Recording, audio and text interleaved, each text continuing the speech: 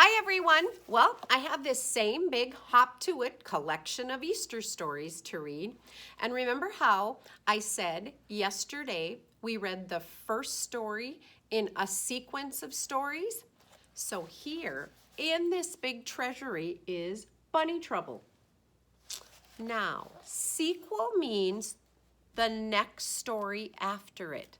So in this story is everything that happened yesterday with Ralph.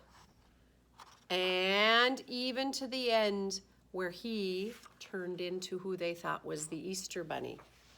And now today I have a story to read to you called More Bunny Trouble. Who do you think the main character is going to be? If it's more bunny trouble, what do you think might happen in this story? Is there going to be another problem? Is Ralph going to have some troubles?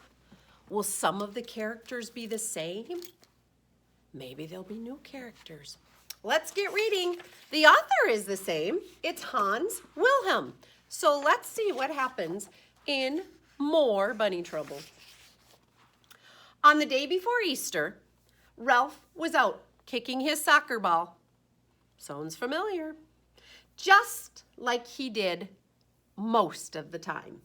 Then his mother told him to watch his little sister Emily.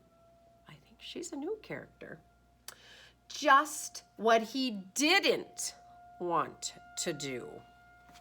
He couldn't understand why his mother and father made such a fuss about Emily. She cried a lot, and she always was wet. Ralph thought Emily must be the noisiest, messiest baby in the whole world. Ralph's mother gave him some Easter eggs to decorate and a blanket to sit on. Be sure that your sister does not crawl into the tall grass, she told Ralph. Ralph was trying to concentrate on his painting when Emily reached over to touch the eggs. Stop that, Ralph said, and he poked her with his paw. Not too hard, but not too gently either. Just enough to make Emily cry. Mama came running. What's the matter with Emily? She asked Ralph. I don't know, Ralph said, pretending to be busy painting the egg. But Ralph's mother had a good idea of what had happened. Ralph, I have told you over and over again, paws are not made for hitting. Ralph bowed his head. Yes, Mama, he said. So Mama knew that he probably used his paw to touch his sister a little too hard. But as soon as their mother was back inside, Ralph poked his little sister again. Emily cried and cried. And this time, Mother did not come. Instead, 2 butterflies flew about and fluttered around Emily's head. And she quickly forgot about being hurt and started to crawl after the 2 beautiful creatures. Be thinking about what might happen.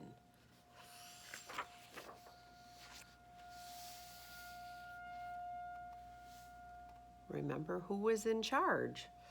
Emily crawled off the blanket and headed straight for the tall grass. What was Mama's instructions? Not to let her go in the tall grass. It was a whole new world to Emily, filled with animals and flowers she had never seen before. Everything was so pretty and smelled so good. Emily looked around and then she went on crawling. She went on and on.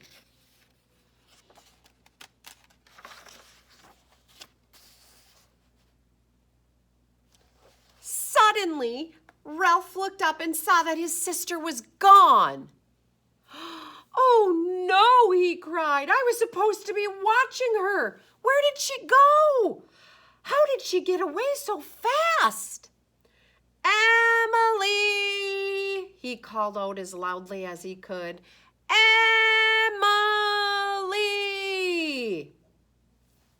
There was no answer. Can you imagine how he's feeling? Now, we know this is pretend, and that Ralph is just a make-believe character. But let's see how this turns out. Ralph looked everywhere. He listened, trying to hear his sisters cry. Nothing. Oh dear, she must have gone into the tall grass. Anything could happen to her there. A fox could get her, or an eagle, or a snake. I have to find her. He would be what we would call being frantic now, just like in the Clifford book where Emily Elizabeth woke up in a frantic panic. But the grass was so tall, Ralph could not see anything. He ran to his mother and told her the whole story. Ralph's mother did not lose any time. She called the neighbors together and they asked if they could all help look for Emily. All the rabbits were busy getting eggs ready for Easter, but this was way more important. They stopped their work and they all ran out into the tall grass. Nice friends to help out, aren't they? Each rabbit set off in a different direction. The field was so large and there were so few rabbits. How could they possibly search every spot? Besides, in the thick grass, they could easily pass right by a baby rabbit without even seeing her. "Emily!" they cried. "Emily!" Still no answer. Where was Emily? Could she hear them?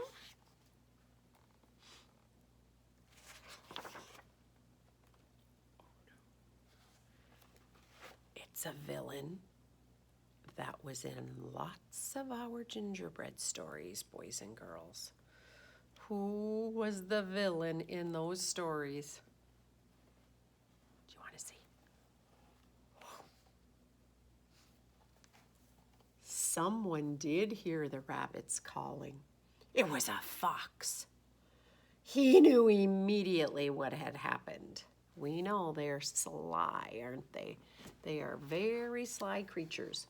He licked his chops. Ooh, we heard that in our gingerbread stories. Remember? Show me what it means to lick your chops. With a little bit of luck, I'll have myself a delicious rabbit for supper, he said. And with that, the fox joined the search for little Emily. He's searching for a different reason, though. Oh, look at these poor rabbits. Emily's mother was getting frantic. Oh, there's that word again. "It's late," she cried. "We have to find Emily before the sun goes down. We need more help," said one of the neighbors. "The grass is so thick and tall that there are just too few of us." Then Ralph spoke up. "I know what we can do. Listen, everybody. I think I have an answer." The rabbits stopped their search and gathered around Ralph. Ooh, now Ralph has a plan. "Here is my idea," said Ralph. "We will all hold paws and walk together in a long line across the field. That way we can cover every inch of the field and not miss her." All the rabbits thought this was a good idea. They joined paws and they combed through the tall grass. Look at that. Looks like a comb if you combed it through something. There they go.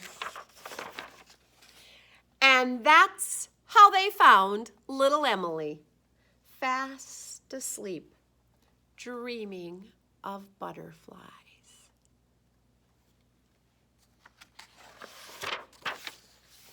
Oh, can you just imagine how excited they are?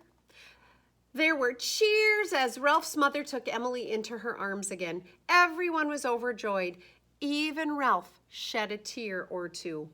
With the baby home safe at last, the rabbits could finish their Easter eggs in time. It would be a happy Easter after all. Except, of course, for the fox.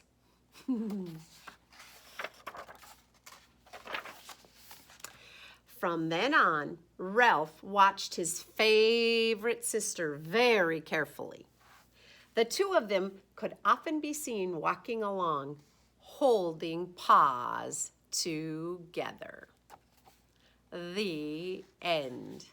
So the sequel to Bunny Trouble was pretty awesome too. All right, thanks for listening.